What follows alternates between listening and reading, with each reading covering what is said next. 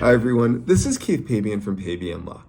One of the questions that I receive sometimes is, for H-2B seasonal visas, what impact does it have on an organization if a worker arrives late or departs early, right? So with H-2B visas, every year we have to apply. And when we apply, we have to show the government that the organization that's sponsoring the foreign nationals has a need for staffing from the start date to the end date based on what they did previously with revenues, with expenses, and with staffing figures.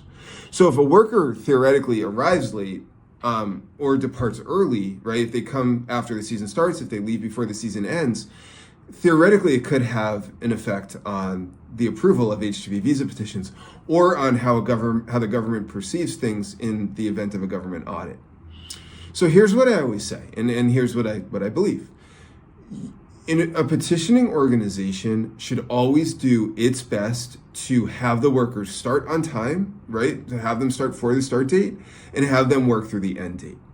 The problem is there's a massive supply and demand issue that's made it really difficult for workers to come in from outside the country. And it creates this tension where a lot of the workers want to stay and they're splitting their time between summer and winter properties. And so what ends up happening is, even if the employer wants to have the workers start on time and have them stay until the end, there are times where the workers are going to do what they want because the workers have free will and they might come late or depart early. So my advice to all of you who are doing H-2B visas or considering doing them is do everything you can to get the worker to start on time and do everything you can to have them stay through the end of the season. If people come late or leave early, as long as the organization intends to employ people for that whole time, we can explain it.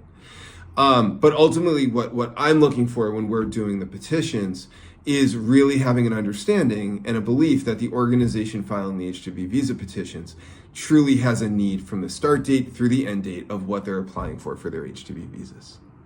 So hopefully this is helpful. Always feel free to share this with anyone that might find it helpful.